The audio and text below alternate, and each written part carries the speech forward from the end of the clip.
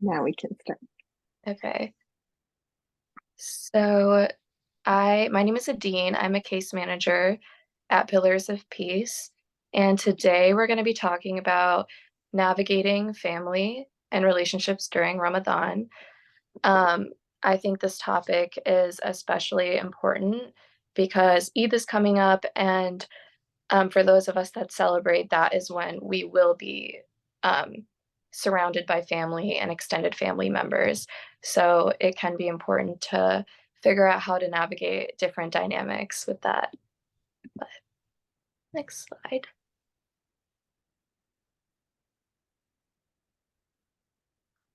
Okay, why navigating family can be hard. Um, as you guys probably know, holidays are a wonderful opportunity to spend time with loved ones, but for people whose relationships with their family members may be painful or difficult, holidays can be a trigger for those people and they can bring on stress. Religious and cultural events such as Eid or other Ramadan events um, may may create pressure for people to spend time with family members that they don't um, particularly get along with, or they could have like an unhealthy dynamic with.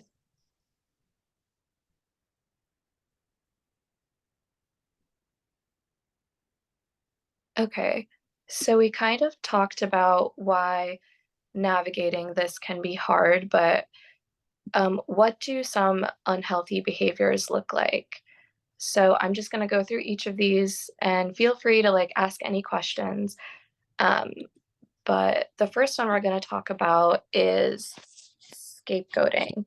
Um, Now, does anyone know what scapegoating is? And you can answer this in the chat or out loud.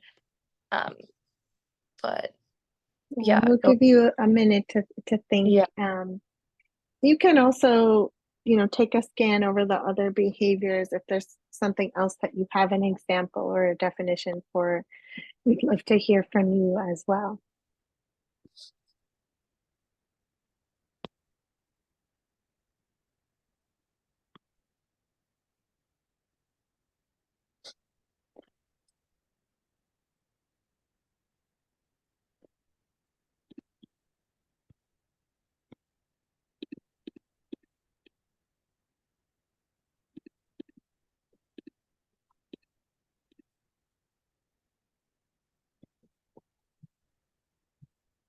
you can just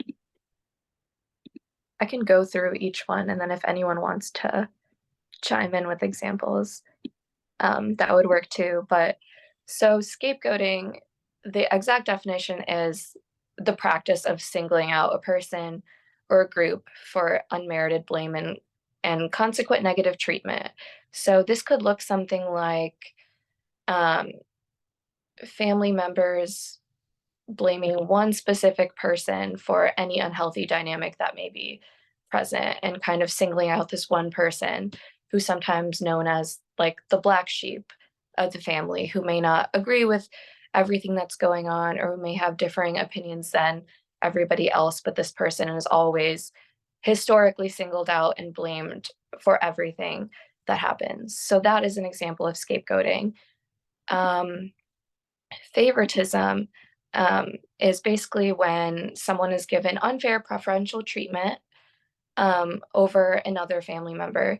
And this could look something like there's so many examples of this, but this could look something like a parent giving unfair preferential treatment to a sibling over you, or an aunt or uncle um, giving preferential treatment to cousins or other extended family members over you. And this could be like more attention they're receiving or more positive comments over the same type of accomplishment that you two have. Um, so that is an example of favoritism. And if we get into unpredictability, so unpredictability can look like mood swings in family members, random bursts of anger, um, anything that could result in you walking on eggshells around them because you don't know how they're going to react at any given moment. Um, passive aggressiveness. Passive aggressiveness is basically when someone indirectly expresses negative feelings instead of um, directly telling you how they feel about something. So the use of sarcasm or like backhanded compliments could be a form of passive aggressiveness. Guilt tripping is a form of manipulation that involves saying something to evoke a strong emotional response, specifically guilt. So that this could be something like someone asking you to come to a family gathering that you aren't able to make it to, and them basically saying like, "Oh, it's fine. Like I will just do this on my own because I guess you don't care about me anyway," or something like that, something that just makes you feel really guilty, and then you end up giving in just because you feel so bad about it. Um, so that is guilt tripping. Conditional love is basically love that is contingent upon certain actions, such as you getting certain grades or following a certain career path or picking a certain partner. Um, and if you don't follow these things exactly how it's expected of you, this could result in like a different expression of love from that family member, or like less of an expression of love. Silent treatment is basically refusing to verbally communicate with someone else as a form of punishment. This is totally different from someone shutting down when they're like overstimulated or overwhelmed or afraid to speak. This is basically when someone opts out of speaking to you as like a form of control and punishment. So those are two very different things. Competition is when it could occur when someone constantly tries to one up you when you're talking about your achievements, or you always feel like you find yourself also trying to one up them because they one up you constantly. So just being in that weirdly competitive dynamic, that is something that can occur sometimes.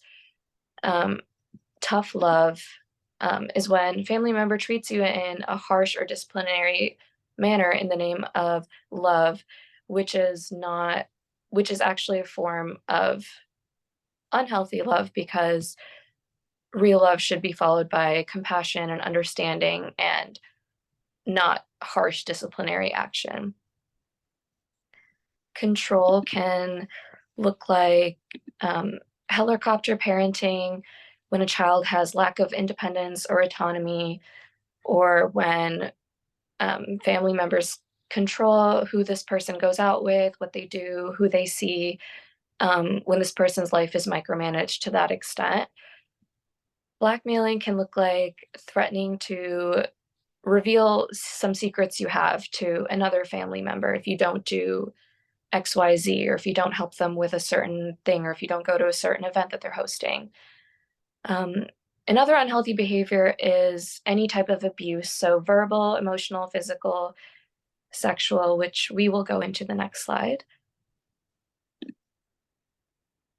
So this webinar is mainly for dynamics that don't fall within this category, but we do want to acknowledge that um, this can also occur in an unhealthy dynamic.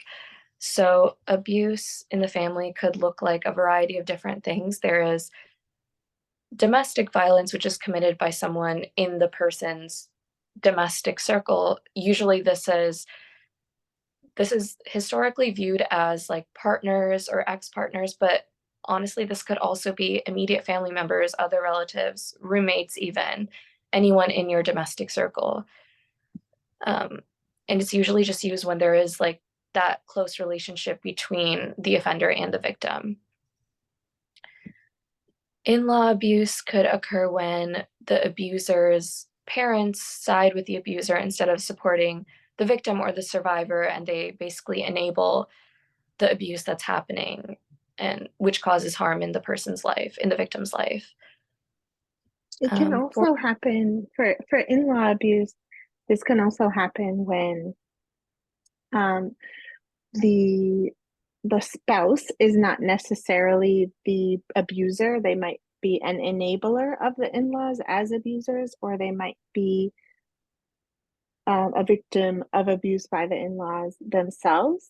But typically, in-law abuse we see happening in a context where there is a kind of transactional expectation around marriage, where the spouse the new spouse who's being abused is considered to owe that family something.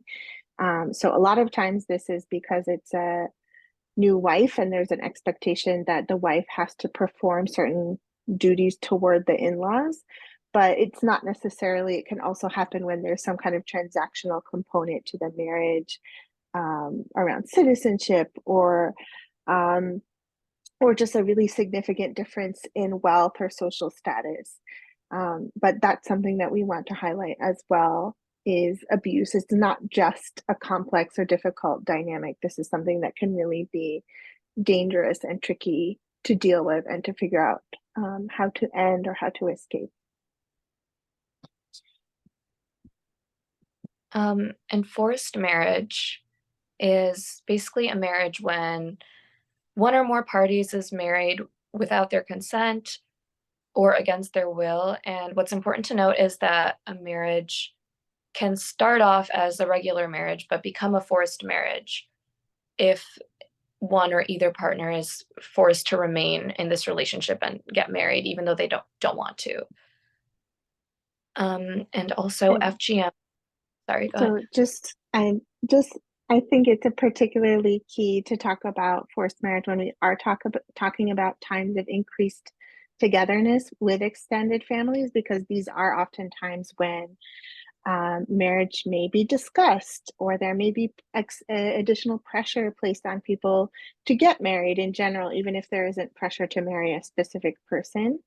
But this is often the times when you see that there is some pressure leveraged against onto people to do what the family or the extended family expects them to do. And so there is a link between those kind of times and forced marriage as well. And Jessamy, would you like to talk about FGM and elder abuse? Sure. Yeah. So we wanted to talk about um, all these different kinds of abuse that can take place in the family and that are not just about having some difficult or complex relationships. These are actual forms of abuse and violence. So FGM is a form of sexual violence against women. It's usually performed when um, the individual is a child, although there have been some cases where it's performed in adulthood, and it's when part of the vulva is damaged or even removed. There are different types, which we're not going to go into today in this webinar, but the justification for it is usually that this somehow purifies that person, that it makes them ready for marriage. It kind of varies depending on the different cultures and communities where it's practiced. But we know that it has a really negative, immediate and long-term impact on the health of those individuals that it happens to. And then obviously elder abuse is any of these types of abuse in which the primary victim is elderly. But obviously there are additional risk factors involved with elder abuse, maybe increased isolation.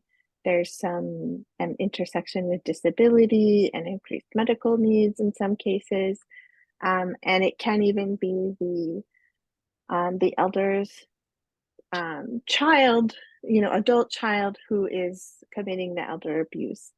Um, Something I wanted to mention also about some of those unhealthy behaviors, particularly when Adine is talking about scapegoating, what we often see happening in families is that when there is one or more person in the family who acknowledges that the family has lived through a trauma or has lived through some kind of abuse, particularly if this is something that happened in the past and is perhaps not ongoing, but the family is invested in pretending that it didn't happen, forgetting about it, quote unquote, getting over it, um, and not acknowledging it. Very often, the person in the family who names that abuse for what it was, or who says, I don't want to tolerate that, or I don't want to spend time with this relative who abused me or abused somebody else in this family in the past, that person is very often treated as a kind of a scapegoat in the family rather than the person who actually caused harm. A family that's invested in just kind of keeping up the appearance of togetherness will often kind of retaliate against that one person who is saying something bad happened in this family, or it's not okay that this person comes to our family events when they have harmed X, Y, and Z people. Um, Very often that person will get treated as the troublemaker or the black sheep. And so that's something that we also want to um, acknowledge, that sometimes we're not talking about ongoing abuse, but we're also talking about the family kind of being in denial about some abuse that occurred in the past and that has not been addressed or resolved in a satisfactory way.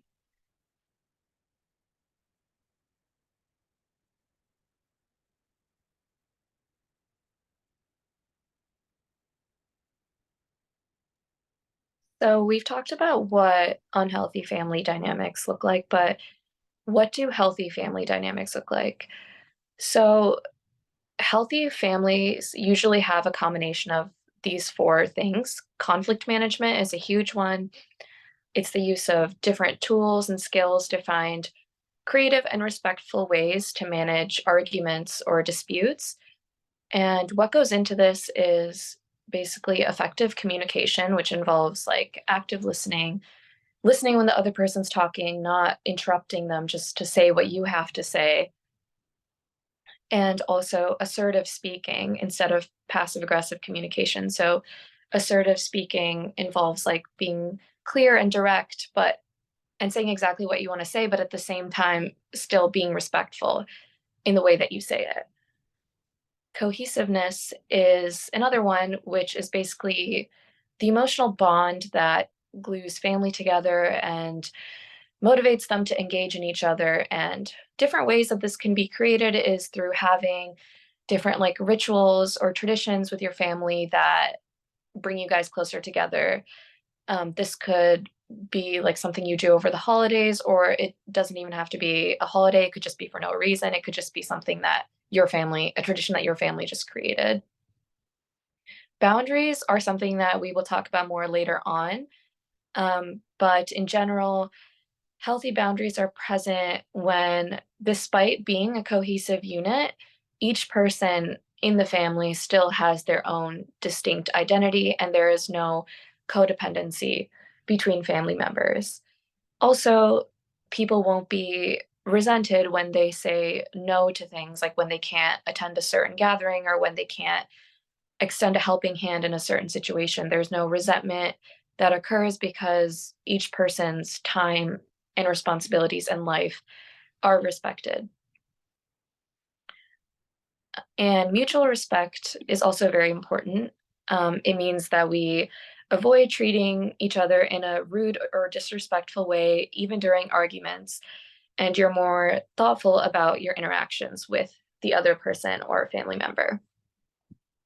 And keep in mind that healthy looks different to everyone. What might be healthy for you might not be healthy for another family member. So it's not like a cut and paste template for every single person.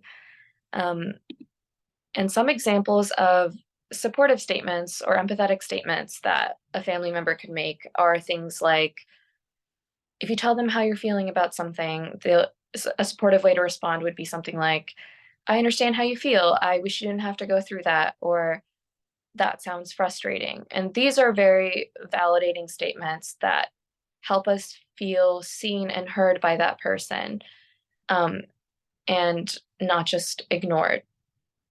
So, those are some, obviously not a comprehensive list, but those are some examples of what healthy family dynamics could look like. And now we're just going to be talking about some tips to navigate complicated relationships with family during Ramadan events or Eid, which is coming up soon.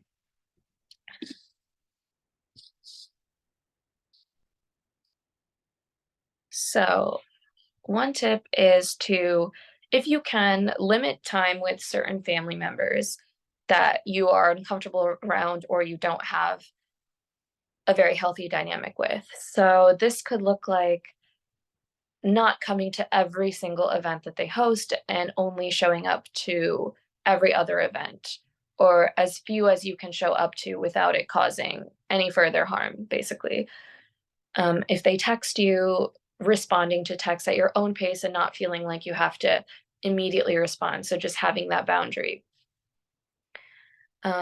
If they call you, basically telling them ahead of time that you're only free for a half hour or 1 hour for this phone call so that it doesn't bleed into the rest of your day. And it limits the time that you have for upsetting interactions, and you can kind of control how much exposure you have to that person. There's another side that's going to talk about self-care, but one of the things that we also talk about doing when you have to be in an unpleasant or stressful situation or to deal with an unpleasant or stressful person in your life is to kind of try to bookend that event. So do something that's soothing and calming and nice for you before you go and have to be in this unpleasant space. And then similarly plan something for afterwards so that you get a little bit of a recovery, um, and barriers around that time as well.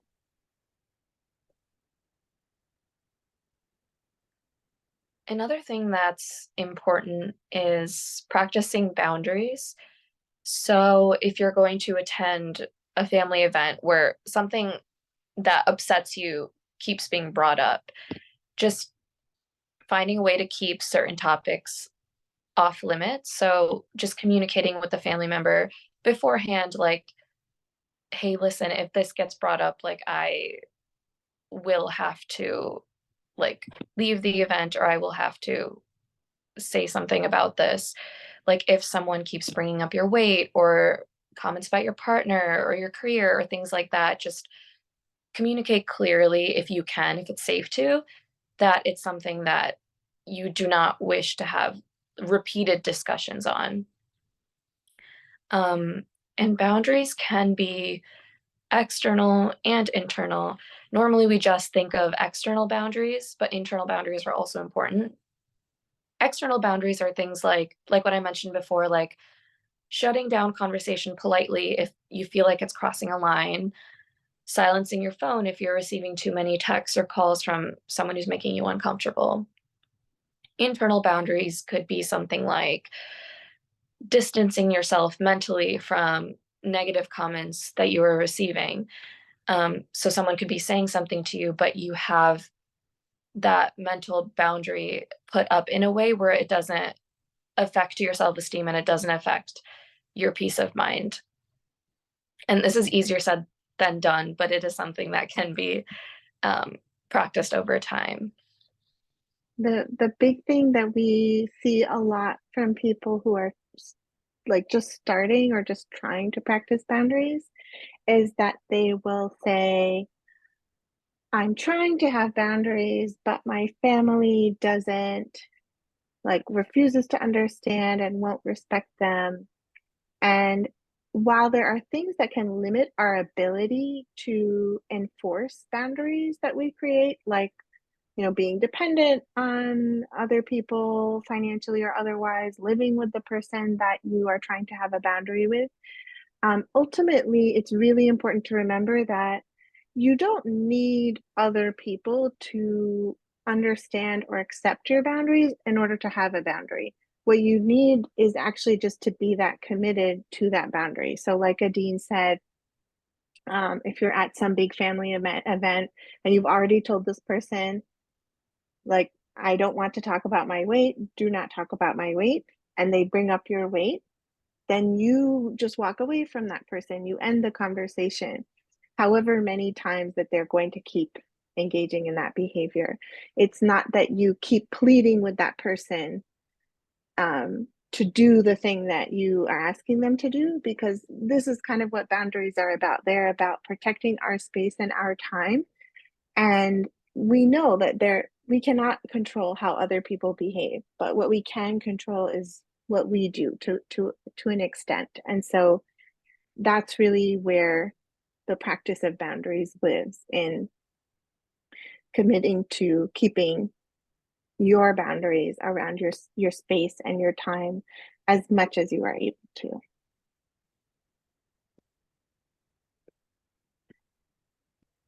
Another thing that you can do is before you have to go to an event where you know you're going to get interactions that you aren't comfortable with or you don't like, is coming up with like pre-planned responses to certain things.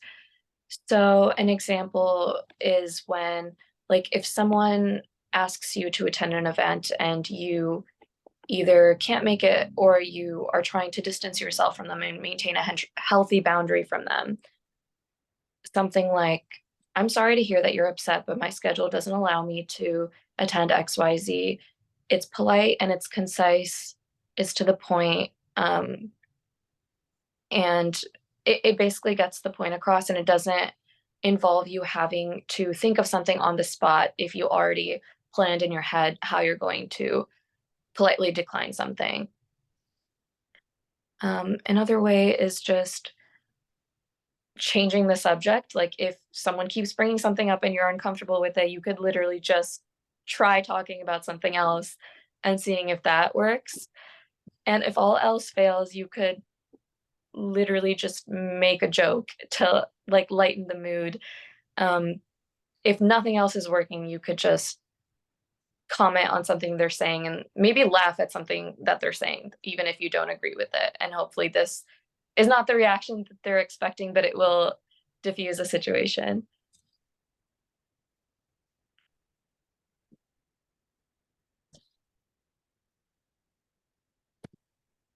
And if all else fails, don't be afraid to exit the situation if necessary and if it's safe and if it's a safe option too. And an important part of this is having an exit strategy. So before you go to an event that you know could potentially be stressful for you, just knowing in your mind that you have these different ways of leaving the event. So you don't have to come up with them when you're in a distressing state of mind. So possibly attending the event with a friend that could act as a buffer for you and that you could potentially leave with, having clear start and end times for events. So letting them know beforehand that, hey, I have something after this, but I can only make it from 7 to 8 p.m. so that you know that when 8 p.m. hits, you can leave. And then that's the time that you've established that you're spending in that setting. And also just being in the mindset that you have the agency to leave, provided that the situation is safe, you do have the agency to leave whenever you want to, and you don't have to tolerate an environment that makes you extremely uncomfortable.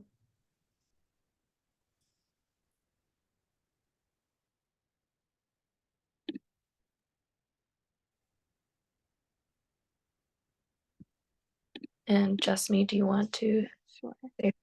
So, just because we talked about exiting the situation, and we're also talking about all these different strategies that you can use to deal with interactions that may be complex or difficult or unhealthy, we still want to acknowledge what happens when exiting the situation is dangerous, or just the situation itself has become unsafe. And so we want to acknowledge two different things here. One is that maybe this is a family dynamic where violence can happen at these gatherings or at these interactions. And also, sometimes if we live with family or we're staying with family, maybe uh, however we behave in that gathering space could be a reason for some kind of retaliation when we go home or when we go back to the family the family space. So if that's the case, the biggest thing, the most important thing that we do all the time with survivors of all different forms of gender-based violence, including domestic violence and family violence, is safety planning. And safety planning just means being really familiar with the different things that could happen. So knowing kind of what the worst case scenario is and developing some plans for that. And also knowing what some of the likely scenarios are based on previous events, what happened last year, what happened last time with these family members. And also, we like to think about both emotional safety planning and physical safety planning. So, physical safety planning is you're planning for your physical safety or the safety of other people in the family that you might be worried about or responsible for. But emotional safety planning is also a way to consider the fact that there may be a situation where you're not being physically threatened with harm, but you are dealing with something that is really extremely upsetting and triggering for you, like the examples that we've given, where maybe there's somebody in the family who previously harmed you or someone close to you, and that when you see that person or you have to spend any time around them, that you may become extremely distressed, you may feel really emotionally unstable. And so thinking about what you can do to get out of the situation and also to mitigate the distress if that happens. Um, so this is not something that you can just like write a list of tips for, because it's going to be different for each person and you will know your own situation the best. But just as it's important to know the kind of worst case scenario, what could happen, you also want to know what your resources are. And we've shared some general resources on here, but we're also talking about very specific resources like, do you have a friendly or supportive neighbor? Are there other people in your family who will be at this event who are kind of allies on this subject? Are there people in your family who are not necessarily allies on that subject, but they are really good at acting as like a barrier or diffusing situations or distracting people? Those are your resources too. And so thinking about those kind of things ahead of time can be really helpful for helping you to navigate some of these things. You know, a lot of times in this scenario where we're talking about somebody in the family who has caused harm to you or someone else, it might be something where you were told that person's not going to be there, but there's a chance they could turn up. And so you want to just plan ahead about how I can deal with it if this person comes into this space and I really need or want to get out of there, or how I can kind of separate myself from that person. And finally, we really want everyone to be very clear on when it is necessary to reach out to emergency services. So we include the DV hotline here, which is a 24-hour hotline for New York City, and is a way to get connected to emergency shelter. So if the situation escalates to the point where it's not safe for you to continue staying or living with family, this is a resource that's available to you. The Pillars of Peace helpline is in operation during the week during business hours, but we are here to talk things through and help with safety planning for those of you who might be going through something like this. And then, of course, if there is a situation where it has become violent, it's not safe for you to just try to like run out or escape on your own. And there's something really going down where you're going to need professional and immediate assistance, then being able to call on those emergency services and safety planning around that too. How how you will deal with that. So um, long the short version of this is just to really spend some time thinking about what could happen. And we know that people who are dealing with this in their family are often thinking about it. They're not ignoring it, but it's really helpful to think about it in this sort of proactive way where you are not just feeling overwhelmed by the possibility that something bad could happen, but you are thinking about what you will do if this bad thing happens, what resources are at your disposal, and what kind of choices you can make. And this will often make it feel more manageable. And it may also help you make the decision too when if you're planning for some kind of family gathering and you don't feel like you can come up with a good exit strategy and you do feel like it might be dangerous and you're not sure how you would be able to get out of it, that might be a really good sign that that is an event for you to skip that year. Um, but oftentimes when we don't do that kind of planning and we are just being pushed along by what's expected of us, that's how we kind of end up in a situation where it's much harder to extricate ourselves. So again, as we move through these slides, even if there was a previous slide that you're still processing and you want to talk about or ask questions about, we really encourage you to, raise your hand or write in the chat so that we can hear from you too, because we're talking in a general way about these type of situations, but each situation is individual, is specific, and so it's important to be able to connect these sort of general guidelines to specific situations. And the last thing we're going to be talking about is not forgetting to practice self-care. And this is by no means a comprehensive list, but these are just some examples that may help you if you're ever in a difficult situation with family or anyone. Having a friend that you can call and vent to, and also you can like let them know beforehand that this is something that you're going to go into, and if it goes wrong or if you get hurt or triggered in some way, that you could call them during a certain time frame. So that is helpful, knowing that there is someone that you can call and talk to about this. Leaning on your support network, so this could be friends, like I mentioned, and also other family members that, like what Jessamy talked about, that have been historically like more supportive to you and understand where you're coming from.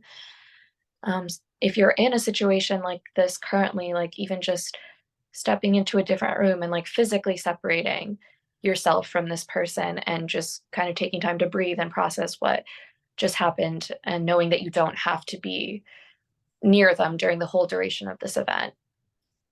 When you leave this event, meditating, I didn't put this in there, but like breathing exercises, those could also be very helpful in like calming down our nervous system after we've been basically like really hyped up and triggered. Journaling about your feelings and experience. Sometimes it's difficult to process something that's just happened, but writing it out is like really helpful to kind of go through these emotions and put them on paper. So this is by no means a comprehensive list, but these are just some examples that may be helpful. And kind of along these same lines, we also want to highlight that if there are people in your family that are supportive, are nurturing to you, and that the reason that you are still going to some of these events where there's some level of risk involved is in order to spend time with those people, to also really make sure you do get to spend time with those people, and to kind of connect with that as well, so that and make sure that you're not just dealing with risks and pain and distress for no reason, but that it's because you want to be able to spend time with these other family members. So we see this a lot where maybe if you come from a really dysfunctional family or a family where there's been abuse, but you are the older sibling and you've moved out, maybe you still go back into that space because you really care about your younger siblings and being there for them, even though you know that it comes with all these other difficult things. So um, we also want to affirm that that's something that you should like give yourself credit for after the fact and celebrate. Like, these are the things I was able to do with my younger siblings when I went back home. These are the things I was able to do with this other family member that I care about when I went back home. Um, so that you are also getting the reward of that action and not just the risk, if that makes sense.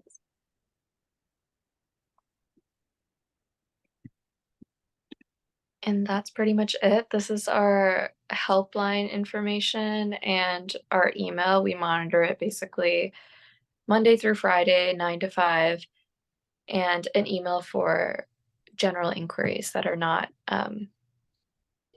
crisis related. But yeah. So, is there any questions or comments? We would love to hear them. And thank you so much for joining us today. Um, and we hope that everyone will have a really wonderful last few nights and days of Ramadan and a wonderful Eid. And we also hope that if you are going into any family situations that are complicated, that this has been helpful to you. And if you would like more support or you have more questions around those issues, we really do encourage you to reach out.